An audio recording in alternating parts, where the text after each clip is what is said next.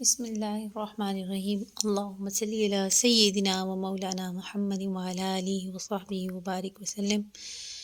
اس رب کائنات کا بے پایاں شکر ہے جس نے ہمیں اپنے فضل و کرم سے نوازا اور ہمیں ہماری زندگیوں میں صحت، تندرستی، ایمان کی سلامتی کے ساتھ ایک بار پھر ماہ رمضان المبارک عطا کیا۔ رب العزت اس کے ہر لمحے، رمضان کے ہر لمحے سے ہمیں اپنے لیے نیکیاں کشید کرنے کی توفیق عطا فرمائے اور ہمیں مقبول بارگاہ الہی بنائے، ہمارے سابقہ تمام گناہوں کو معاف فرمائے اور ہمیں اپنی اصلاح کرتے ہوئے آگے اپنی زندگی کو گزارنے کی توفیق اللہ کی بارگاہ سے نصیب ہو جائے۔ آج ہم پارہ نمبر 4 کے مضامین کو دیکھیں گے مختلف کتب سیرت کی روشنی میں اور بہت سارے مفسرین کرام کی تصریحات کی روشنی میں۔ آج جو چوتھا پارہ ہے وہ لن تنالوا البر، اس پارہ کو بھی اگر ہم دیکھیں تو اس میں بقیہ سورہ آل عمران ہے اور دوسرا سورہ نساء کی ابتدا ہو رہی ہے۔ سورہ آل عمران کے جو حصہ ہے چوتھے پارے کے اندر، اس کے اندر میجر، پہلے میں اوور ویو آپ کو پورے اس پارے کا دے دوں کہ اس کے اندر جو سورہ آل عمران ہے اس کے جو ٹاپکس ہیں مین، ان میں خانہ کعبہ کے فضائل بیان کیے گئے ہیں، باہمی جوڑ کے حوالے سے ذکر کیا گیا، امر بالمعروف اور نہی عن المنکر، 3 غزووں کا ذکر ہے اور کامیابی کے اصول بتائے گئے ہیں۔ خانہ کعبہ کے فضائل کے بارے میں ذکر ہوا کہ یہ سب سے پہلی عبادت گاہ ہے اور اس میں واضح نشانیاں ہیں، جیسے مقام ابراہیم ہے، جو حرم میں داخل ہو جائے گا اسے امن حاصل ہو جائے گا۔ پھر آپس میں اتحاد اور اتفاق کو قائم رکھنے کے بارے میں ارشاد ہوا کہ اللہ کی رسی کو مضبوطی سے تھامے رکھو۔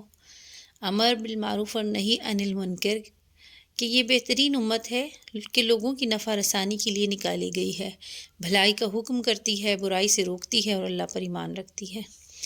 جن 3 غزوات کا ذکر ہوا اس میں غزوہ بدر، غزوہ احد اور غزوہ حمراء الاسد ہے۔ پھر انسان کو اس کی کامیابی کے لیے 4 اصول بتا دیے گئے کہ ان 4 اصولوں پر اگر عمل کرتے رہو گے تو انشاءاللہ کامیابی لازمی تمہیں نصیب ہوگی۔ نمبر 1 صبر، نمبر 2 مثابرہ، نمبر 3 مرابطہ اور نمبر 4 تقوی۔ آگے دیکھتے ہیں جو کہ دوسرا حصہ شروع ہوتا ہے سورہ نساء کا، جو کہ آغاز ہے، ابتدائی حصہ ہے اس پارے میں۔ اس میں بھی مزید 4 ایسے ٹاپک ہیں جو بڑے امپورٹنٹ ہیں، جن کے حوالے سے ذکر کیا گیا کہ یتیموں کا حق، ان کو ان کے مال حوالے کر دو، اور دوسرا جو اہم نقطہ تعدد ازواج ہے، ایک مرد بیک وقت 4 نکاح کر سکتا ہے بشرطِ ادائیگی حقوق۔ یہ بہت امپورٹنٹ ہے کہ اگر حقوق کی ادائیگی کر سکتا ہے تب اجازت ہے، ورنہ ایک ہی بہت ہے۔ میراث، وراثت کے احکامات، اولاد کے لیے ماں باپ، بیوی، کلالہ کے حصے، ان سب کا ذکر ہوا۔ اور پھر محرم عورتوں کے بارے میں بتایا گیا کہ کون سی تمہاری محرم عورتیں ہیں، مائیں ہیں، بیٹیاں، بہنیں، پھوپھیاں، خالائیں، بھتیجیاں، بھانجیاں، رضائی مائیں، رضائی بہنیں، ساس، ستیلی بیٹیاں، بہوئیں، یہ سب محرم خواتین ہیں جن سے نکاح جائز نہیں اور ان سے پردہ نہ کرنے کی اجازت ہے کہ بشک ان سے پردہ نہ کیا جائے۔ اب ہم دیکھتے ہیں کہ لن تنالوا البر حتی تنفقوا مما تحبون، چوتھے پارے کا آغاز اس آیہ مبارکہ سے ہوا۔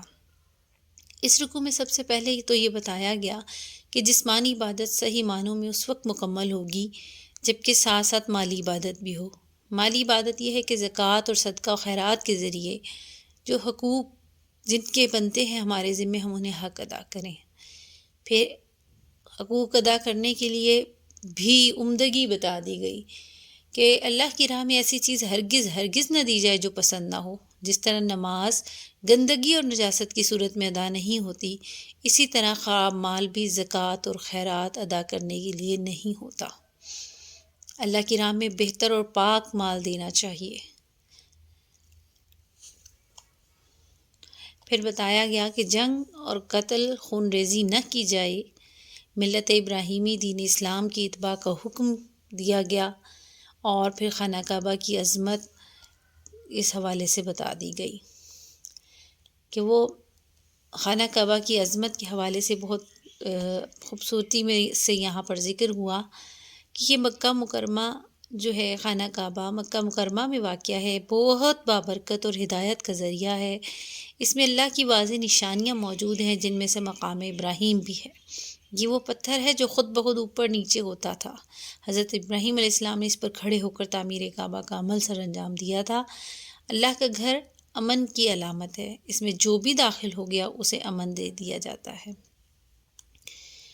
رکوع نمبر 2 کی طرف آگے ہم چلیں گے تو فرمایا گیا یا ایھا الذین آمنوا اتقوا اللہ حق تقاتہ۔ یہ رکوع کا آغاز، اس رکوع میں تفرقے بازی کی برائیاں بیان کی گئی ہیں کہ جب فرقہ واریت کی طرف بڑھو گے تو پھر تمہیں کتنی مشکلات کا سامنا کرنا پڑے گا۔ مسلمانوں کو حکم دیا گیا ہے کہ وہ فرقہ بندی سے بچیں، متحد ہو کر اللہ کی رسی یعنی قرآن و سنت کو مضبوطی سے پکڑیں۔ اور پھر یہ بھی ساتھ ساتھ واضح کیا گیا کہ اسلام وہ نعمت ہے جس نے دشمنوں کو دوست بنایا ہے، عرب کے دشمن قبیلوں کو بھائی بھائی کر دیا، اور جو بھی تفرقہ سازی کرے گا وہ دنیا میں بھی نامراد ہوگا اور آخرت میں بھی سزا پائے گا۔ اس کے رکوع نمبر 12 رکوع نمبر جو ہے اس کا 3 ہے، اور اس میں ذکر کیا گیا کنتم خیر امۃ اخرجت للناس تأمرون بالمعروف۔ اس میں بتایا گیا کہ یہ دنیا کے اندر بہترین امت مسلمان ہے، اور یہ شرافت ان کو اس وجہ سے ملی ہے کہ ان پر دعوت و تبلیغ کی ذمہ داری ڈالی گئی ہے۔ امر بالمعروف اور نہی عن المنکر بھی اسے کہتے ہیں۔ اب ان کو چاہیے کہ یہ امر بالمعروف اور نہی عن المنکر کریں، اور یہی چھوٹی سی ایک صحیح جو میری طرف سے ہو رہی ہے، پوری چھوٹی سی کاوش کہ ہم لوگ اپنے انداز میں اپنے معاشرتی اقدار کو سامنے رکھتے ہوئے چھوٹی چھوٹی چیزوں کو ہم لوگ ڈسکس کریں کہ کیا چیز بھلائی ہے اور کیا برائی ہے، اور نیکی کا ایک دوسرے کو حکم دے اور برائی سے روکیں، ایک دوسرے کو اچھی بات کی تلقین کریں اور برائی سے روکنے کی کوشش کریں۔ اللہ تعالیٰ ان کی نیکیوں کو نظر انداز نہیں کریں گے۔ اللہ تعالیٰ متقیوں کو خوب جانتے ہیں، جو اللہ کے راستے میں چلنا چاہتے ہیں، جو اللہ رب العزت کو اپنا رب مان کر، اللہ رب العزت کے محبوب علیہ الصلوۃ والسلام کو اپنا حقیقی حاجت روا جان کر کبھی بھی دنیا کی مشکلات میں نہیں پڑیں گی، اور بس ہمیشہ رب پر قناعت اور رب کی طرف رجوع کرتے ہوئے ہمیشہ اپنی ذات کو بہت ساری ناپاکیوں سے گناہوں سے دور رکھیں گے، بری عادات سے خود کو بچائیں گے، تو انشاءاللہ تعالیٰ وہ ضرور کامیاب ہوں گے۔ اگلے رکوع میں ذکر کیا گیا کہ غزوہ احد کے حوالے سے، غزوہ احد جو ہے اس پر پورا تبصرہ موجود ہے۔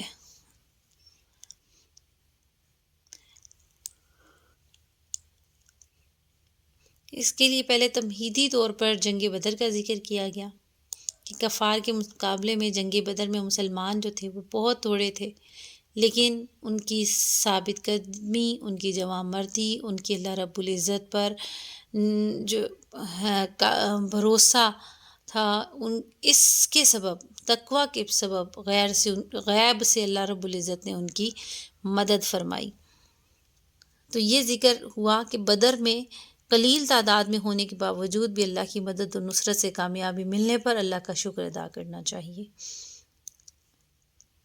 پھر سورہ آل عمران کے جو آیات ہیں اس میں غزوہ احد کا تذکرہ بھی نہایت تفصیل سے بیان کیا گیا۔ مدد تو اللہ ہی کرتے ہیں، مگر فرشتوں کا نزول مومنین کی تسلی اور دل جمعی کے لیے ہوتا ہے۔ اللہ تعالیٰ نے وعدہ کیا تھا کہ ہم 3000 فرشتے بھیج رہے ہیں، اگر کفار نے اچانک حملہ کر دیا تو ہم 5000 فرشتے بھیجیں گے۔ جب کفار کے حملے میں آپ کے دندان مبارک شہید ہو گئے غزوہ احد میں، تو آپ نے کفار قریش کے لیے بد دعا کی، جس پر اللہ تعالیٰ نے فرمایا کہ یہ آپ کا اختیار نہیں بلکہ یہ میری مرضی پر منحصر ہے، میں چاہوں تو انہیں عذاب دوں، چاہے تو معاف کر دوں، اللہ بہت غفور و رحیم ہے۔ اسی طرح اللہ رب العزت نے جو لوگ دین کی راہ میں ثابت قدمی کا ثبوت دیں گے ہمیشہ، اس سے ہمیں یہ معلوم ہوتا ہے کہ اللہ ان کی مدد ضرور فرماتا ہے۔ اگلے رکوع میں ہم دیکھتے ہیں کہ یا ایھا الذین آمنوا لا تأکلوا الربا اضعافا مضاعفہ، یہاں مسلمانوں کو ان چیزوں سے باخبر کیا گیا جو انسان کو خدا سے غافل کرتی ہیں۔ فرمایا کہ ان میں سب سے بری چیز دنیا پرستی، مال و دولت کی محبت ہے۔ مال و دولت کی محبت کا تقاضا یہ ہوتا ہے کہ آدمی کا دل ہمدردی کے جذبے سے خالی ہو جاتا ہے، اور اس سلسلے میں سب سے بڑی چیز سودی لین دین ہے۔ اور یہ جب سود کی طرف انسان بڑھتا چلا جاتا ہے تو اسے معلوم بھی نہیں ہوتا کہ وہ کس قسم کی دلدل میں پھنس گیا ہے۔ سود کو حرام قرار دیا گیا، سودی کاروبار کو کفر کا ایک حصہ قرار دیا گیا، پھر اللہ اور اس کی رسول کی اطاعت کا حکم دیا گیا اور تقوی اختیار کرنے کی دعوت دی گئی۔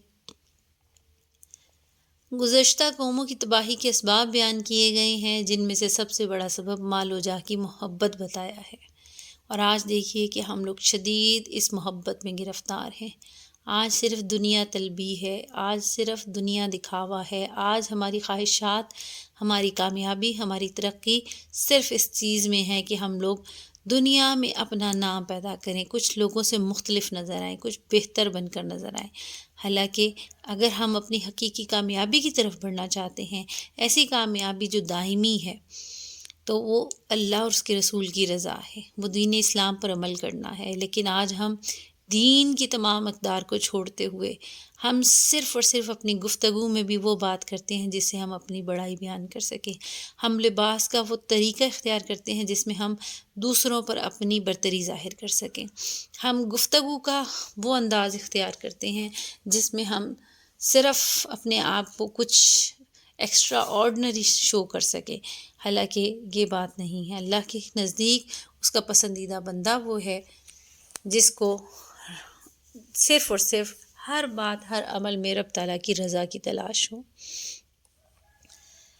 غزوہ حمراء الاسد کا تذکرہ ہے جو غزوہ احد کے فوراً بعد پیش آیا۔ غفار نے دوبارہ حملہ آور ہونے کا فیصلہ کیا تو حضور علیہ الصلوۃ والسلام تھکے ماندے اور زخموں سے چور چور مجاہدین کو لے کر ان کے تعاقب میں نکلے تو غفار نے فرار اختیار کرنے میں ہی عافیت جانی، اور مسلمانوں کو حمراء الاسد کے مقام پر لگنے والے تجارتی بازار میں خرید و فروخت سے اتنا منافع ہوا کہ احد کی پریشانیاں اور نقصان کا تدارک ہو گیا۔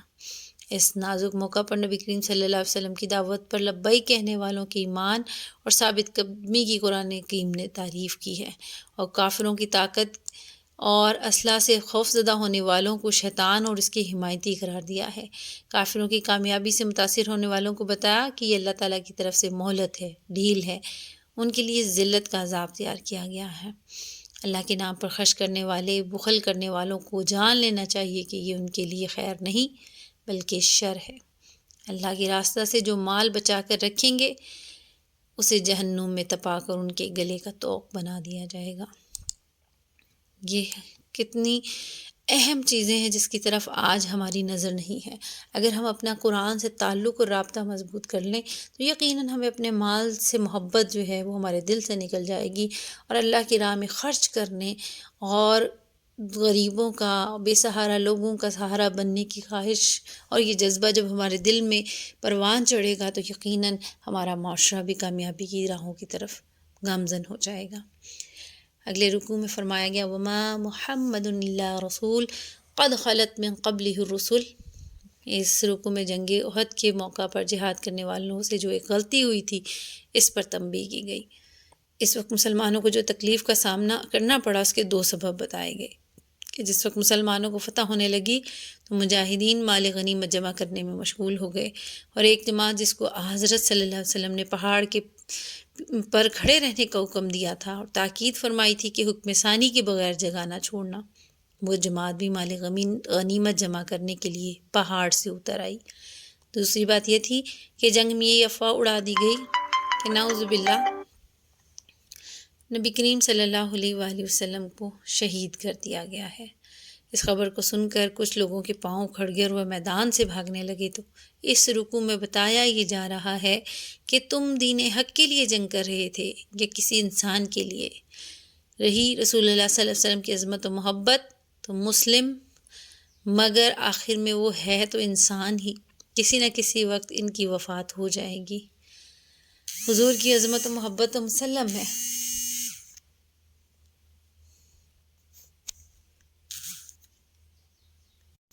اگلے رکوع میں منافقین کی رشا دوانیوں سے بچنے کی ہدایت کی گئی ہے۔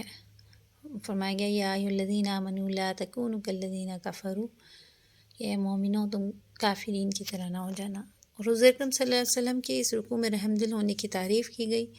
نیز آپ صلی اللہ علیہ وسلم نے غزوہ احد کے سلسلے میں جو بعض لوگوں کی رائے سے اختلاف کرتے ہوئے مدینے سے باہر جنگ کی تھی، اس پر آپ کو تسلی دی گئی ہے کہ آپ لوگوں سے مشورہ تو ضرور لیجئے، لیکن جو رائے آپ کے نزدیک صائب ہو اس پر توکل علی اللہ کرتے ہوئے عمل کر ڈالیے۔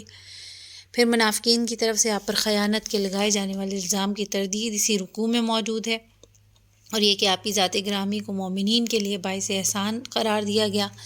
بتایا گیا کہ رسول عام انسان نہیں ہوتا، اس کی بعثت کتاب اللہ کو لوگوں کے سامنے پیش کرنے، دلوں کی صفائی، تزکیہ قلوب کرنا، کتاب و حکمت کی تعلیم دینے اور انسانوں کو گمراہی سے نجات دینے کے لیے ہوتی ہے۔ اور آخر میں مجاہدین کو غزوہ احد میں جانی اور مالی نقصان پہنچنے پر تسلی دی گئی کہ بہرحال موت تو کسی وقت بھی آتی ہے اور ہر شخص کو آ ہی جانی ہے، البتہ جو ظاہری دنیاوی نقصان ہوگا یہ چاہے دیکھنے میں کتنا ہی بڑا کیوں نہ ہو، لیکن آخرت کے لیے یہ تمہارے لیے بہت بڑی کامیابی کی بات ہے۔ اس رکوع میں اس کا بھی ذکر کیا گیا کہ شہید ہونے والوں کو مردہ نہ کہو، زندہ کہو، کیونکہ وہ زندہ ہے اور ان کو رزق ملتا ہے۔ اگلے رکوع میں ذکر کیا جا رہا ہے غزوہ احد کے بارے میں جو منافقین کی شرارتیں تھیں، مجاہدین کی ہمت و استقلال تھا، اس کو سراہا گیا مجاہدین کا، جبکہ نبی کریم صلی اللہ علیہ وسلم کو کفار کی شرارتوں سے بے خوف رہنے کی ہدایت کی گئی کہ اب وہ آپ کا بال بھی بیکا نہیں کر سکتے۔ پھر اب ہمارے لیے بھی یہ حکم جنرل آیا، بخل اور کنجوسی اس سے بچو، قیامت کے روز وہ مال وہ دولت جو اللہ کی راہ میں خرچ کرنے سے روک لیا گیا وہ آگ کا توق ہوگا۔ راہ خدا میں جو خرچ کرنے پر قرآن حکیم نے جا بجا زور دیا ہے وہ اس لیے کہ ہر مسلمان پر جہاد کی ذمہ داری عائد ہوتی ہے۔ جہاد کیا صرف میدان جنگ میں ہی نہیں ہوتا، بلکہ اللہ کے دین کو سربلند کرنے کے لیے ہر اس قوت پر جو اللہ نے انسان کو بخشی ہے، ہر وہ نعمت جو اللہ نے انسان کو بخشی ہے، اس کے لیے جہاد کرنا ہوتا ہے۔ اور اللہ تعالیٰ کبھی جان طلب کرتا ہے، کبھی مال طلب کرتا ہے، جن کے پاس مال ہے وہ مال کو پیش کریں، اور جہاد کیا ہے؟ اپنے مال کے ذریعے اللہ کے دین کو سربلند کرنے کی کوشش کریں۔ آج ہم بہت ساری ایسی نصیحتیں بھول چکے ہیں، صرف اپنی ذات کو ترجیح دیے بیٹھے ہیں۔ یہ مال بھی در حقیقت ہمارا مال نہیں، یہ اللہ کی امانت ہے، اور اگر ہم سے اس پر سوال ہوا تو یاد کیجئے کہ سوال کا جواب، اس کے جواب کی تیاری کا یہ وقت ہے، اور آج ہی ہمیں اس کی کوشش کرنی ہے۔ آج ہم اپنی خواہشات کو اپنی ترجیحات بنا کر بیٹھے ہیں، اور جبکہ معاشرتی ذبح حالی ہمارے سامنے ہے۔ آج وہ وقت ہے کہ ہم اٹھ کھڑے ہوں، اپنی زندگی میں سادگی پیدا کرتے ہوئے، دوسروں کی مشکلات کا اندازہ لگاتے ہوئے ان کی مدد کے لیے کھڑے ہو جائیں۔ تو انشاءاللہ کل ہماری اللہ رب العزت جب ہم آخرت کے میدان میں بھی یار و مددگار ہوں گے، اور ہم تو اتنے نیک بھی نہیں کہ ہماری نیکیاں ہی شاید ہمارے لیے بخشش کا باعث بن جائیں، تو یقیناً ایسے چھوٹے چھوٹے اعمال جو دوسروں کے لیے احساس کے جذبے کے ساتھ ہم نے کیے ہوں گے، وہ ہماری بخشش کا ذریعہ اور سامان ضرور بن جائیں گے۔ اگلا رکوع جو ہے اس میں اللہ تبارک و تعالیٰ نے فرمایا لَقَدْ سَمِعَ اللَّهُ قَوْلَ الَّذِينَ قَالُوا إِنَّ اللَّهَ فَقِيرٌ۔ اب یہاں پر اہل کتاب کی شرارت کا ذکر کیا گیا جو مسلسل کرتے آ رہے تھے، وہ ساری شرارتیں، نبیوں کا قتل کرنا، ساتھ ہی مشرکین کے مظالم بیان کر دیے گئے جو وہ اہل حق پر کرتے رہے، دین حق کے لمبرداروں کے حق میں کرتے رہے۔ پھر بتایا گیا کہ آخرت کی کامیابی کے لیے ضروری ہے کہ تم لوگ اسلامی زندگی بسر کرو، اپنا خاتمہ ایمان پر ہو، دنیا پرستی کی برائی کی بیان کی گئی۔ دیکھیں دونوں رکوعات میں مسلسل اس طرف ہمیں توجہ دلوائی جا رہی ہے، اور یقیناً آج اس امر پر غور کرنے کی اشد ضرورت ہے۔ آج یہ چیز، یہ پہلو ہماری زندگیوں سے رخصت ہو چکا ہے، یہ بڑا فوکل پوائنٹ ہے، ہمیں اس کو آج اس کا خیال رکھتے ہوئے دنیا پرستی چھوڑنی ہے۔ ہمیں دنیا میں رہ کر دنیا کے سارے کام آخرت کی کامیابی کے لیے کرنے ہیں، کیونکہ ہم جانتے ہیں دنیا دارالعمل بھی ہے اور امتحان گاہ بھی ہے، اس لیے ترک دنیا بھی غلط ہے، اور دنیا پرستی تو بس کی کیا اس دنیا کو چھوڑنا غلط ہے، لیکن بس دنیا کو ہی مقصد حیات بنا لینا یہ بہت غلط ہے، بالکل ٹھیک نہیں۔ اور آخر میں بتایا گیا اس رکوع میں اہل کتاب کو تورات میں تعریف کرنے اور حق کو چھپانے پر آمادہ کیا تھا۔ اگلا رکوع ہم دیکھتے ہیں، ان فی خلق السماوات والارض واختلاف اللیل۔ اہل دانش و بینش کو اللہ تعالیٰ کی مخلوقات، آسمان، زمین، دن رات میں غور و خوض کی دعوت دی گئی کہ لوگوں دیکھو جو کچھ اللہ نے آسمان و زمین میں پیدا کیا، دن اور رات کے آنے جانے میں جو نشانیاں اللہ رب العزت نے تمہارے لیے رکھی ہیں، یہ سب تمہارے لیے توحید کا سبق دے رہی ہیں۔ کوئی چیز بھی دنیا میں اللہ نے بیکار پیدا نہیں کی۔ اللہ کے برگزیدہ بندوں کی 5 دعاؤں کا یہاں تذکرہ ہے جنہیں شرف قبولیت حاصل ہے۔ مرد و عورت کی تخلیق، اس کی ذمہ داریوں میں اختلاف کے باوجود انہیں اجر و ثواب میں برابری اور مساوات کی خوشخبری سنائی گئی ہے۔ اور پھر فرمایا گیا، ہمیں یہاں تلقین کی گئی، یا ایھا الذین آمنوا اصبروا وصابروا ورابطوا، اے ایمان والو صبر و ثبات اختیار کرو، ایک دوسرے کو صبر پر آمادہ کرو، ایک دوسرے سے جڑے رہو۔ سورت کی آخری آیت میں دین پر ثابت قدمی، میدان جہاد میں مورچوں میں کفر کے مقابلے میں ڈٹ جانے والوں کو ہمیشہ کی فلاح و کامیابی کی خوشخبری سنا دی گئی۔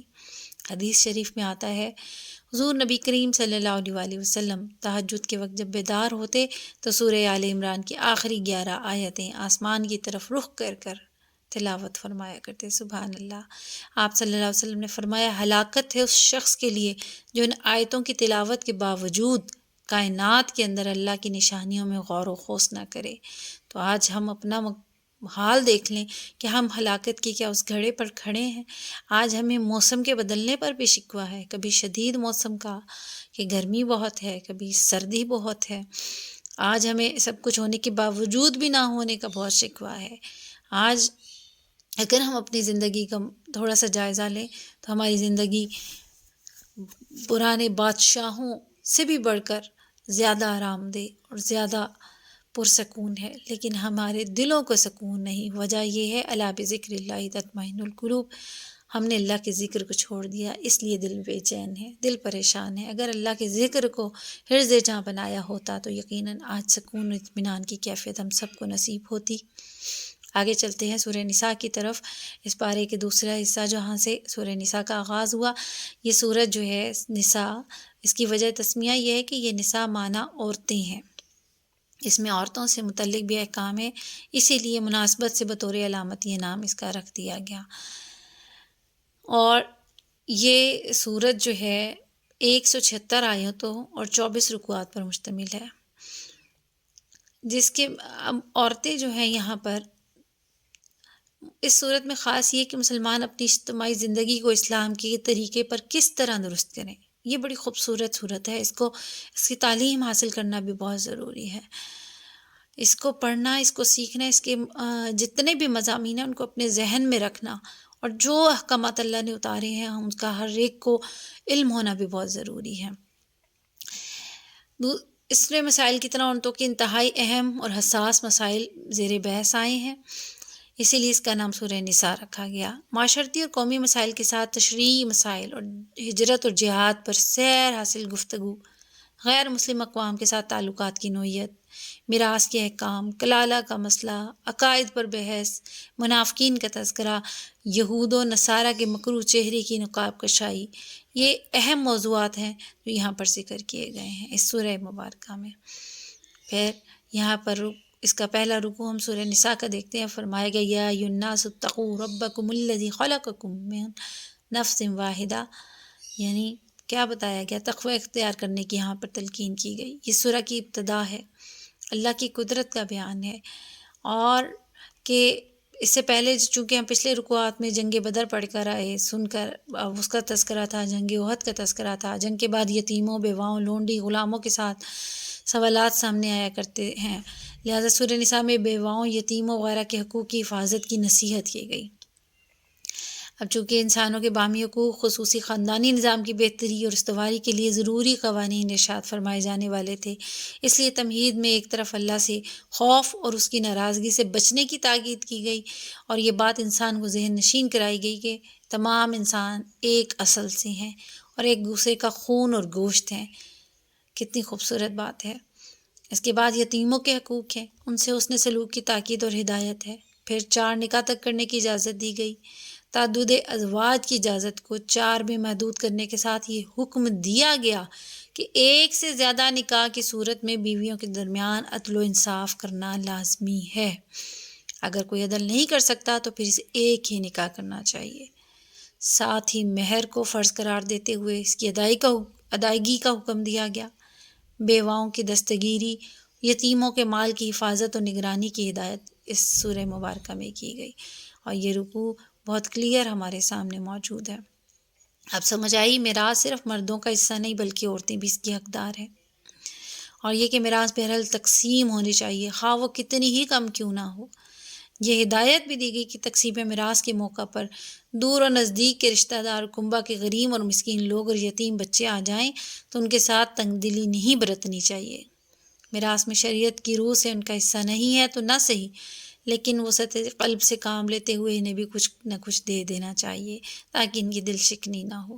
کتنی خوبصورت یہ بات ہے کہ اللہ کے فرائض جو میراث، آج ہمارے حالات یہ ہیں کہ ہم اپنے فرض جو اللہ کے احکامات ہیں جس میں اللہ رب العزت نے ہر ایک کا حصہ مقرر کر دیا، آج ہم اس کی پاسداری نہیں کرتے، جبکہ قرآن ہمیں یہ موٹیویشن دے رہا ہے کہ جن کے حصے ہیں جو اللہ نے فکس کر دیے ہیں وہ تو دینے ہی ہیں، لیکن اگر دائیں بائیں اس وقت اور لوگ بھی موجود ہیں، غریب ہے، یتیم ہے، مسکین ہے، رشتہ دار کوئی بھی آ جائے تو انہیں بھی کچھ نہ کچھ دے دو۔ ظاہر سی بات ہے، ایک جرنل سی فیلنگ آتی ہے نا جب سارے لوگ بہن بھائی اکٹھے ہیں اور وراثت کا حصہ تقسیم کیا جا رہا ہے اور مال و اسباب کو تقسیم کیا جا رہا ہے، تو باقی جو لوگ بیٹھے ہوں گے ان کے دل میں بھی کوئی نہ کوئی لین چیز کی خواہش پیدا ہو سکتی ہے، اور اگر وہ غریب ہیں، یتیم ہیں، مسکین ہیں، پھر تو یقیناً ان کے دل کے اندر بھی یہ خواہشات لازماً سے پیدا ہونا ممکن ہے۔ تو اس صورت میں اللہ رب العزت نے اس فیلنگ کا بھی احساس اپنے اندر انسان کو کرنے کا حکم دیا کہ تم سوچو اور ان کا بھی خیال رکھو۔ اور یہ جو وارثوں کے استحقاق ہیں اس کو اللہ سے بہتر کوئی نہیں جانتا، اس لیے وراثت کی تقسیم سے پہلے میت کے قرض کی ادائیگی کرو اور وصیت کی عملداری کرو۔ پھر ابتدائی قانون سازی کی گئی، اس کے بعد زنا اور لواطت کے حوالے سے قوانین کا ذکر کیا گیا۔ عورتوں کو ان کی مرضی کے خلاف زبردستی کسی سے نکاح میں دینے، ان کے مہر میں خرد بد کرنے سے منع کیا گیا۔ یہ سب چیزیں اس سورہ مبارکہ کے اندر موجود ہیں۔ اس کا رکوع نمبر 3 ہے، اس میں فرمایا گیا واللاتی یاتین بالفاحشۃ۔ پہلے رکوع سے یہ بات معلوم ہوئی تھی کہ مرد و زر کے درمیان جائز جنسی تعلق کی ایک اور صرف ایک شکل کیا ہے؟ نکاح۔ اور اب اس رکوع میں بدکاری کی مذمت کرتے ہوئے 2 خاص قسم کی بدکاریاں، اس کے متعلق احکامات نازل ہوئے۔ نمبر 1، عورت اپنے شہوانی جذبات کی تسکین کے لیے کسی دوسری عورت سے ملوث ہو، اس کی شہادت 4 آدمی دیں، تو ان عورتوں کو گھروں میں مقید کر دو یہاں تک کہ انہیں موت آ جائے یا اللہ تعالیٰ ان کے لیے کوئی راستہ نکال دے۔ نمبر 2، لواطت کی سزا یہ کہ ایسے دونوں مردوں کو جسمانی سزا، مارنا پیٹنا دی جائے اگر دونوں مرد بھی آپس میں غلط برائی کی طرف جا رہے ہوں، اگر وہ توبہ نہ کر لیں جب تک، اور اگر وہ اپنی اصلاح کر لیں تو پھر انہیں چھوڑ دیا جائے۔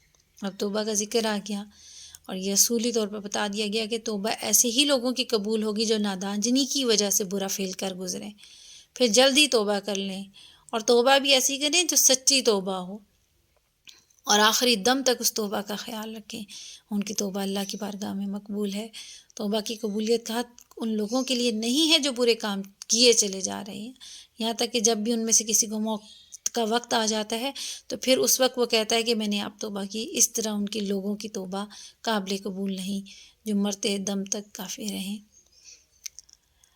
پھر یہاں حکم دیا گیا کسی بیوہ کو میت کی میراث سمجھ کر اس کے والی وارث نہ بن بیٹھے، مطلب یہ کہ وہ آزاد ہے، عدت گزار کر جہاں چاہے جس سے چاہے نکاح کر سکتی ہے، اور اس خیال سے کہ اگر وہ کہیں چلی جائے گی یا کسی اور سے نکاح کر لے گی تو اس کے مال سے فائدہ حاصل کرنے کا ہمیں موقع نہیں ملے گا، تو وہ بیوہ کو روک لیتے تھے اپنا مال سمجھ کے. اس طرح یہ ان کے لیے جائز نہیں. عورتوں کو تنگ کر کے ان کے مہر کا کچھ حصہ واپس لے لینا یہ بھی جائز نہیں ہے، اس کی بھی ممانعت یہاں پر موجود ہے. پھر سمجھایا گیا کہ اگر کسی کو اس کی بیوی پسند نہ ہو تو دل برداشتہ ہو کر فوراً سے چھوڑ دینے پر نہ تیار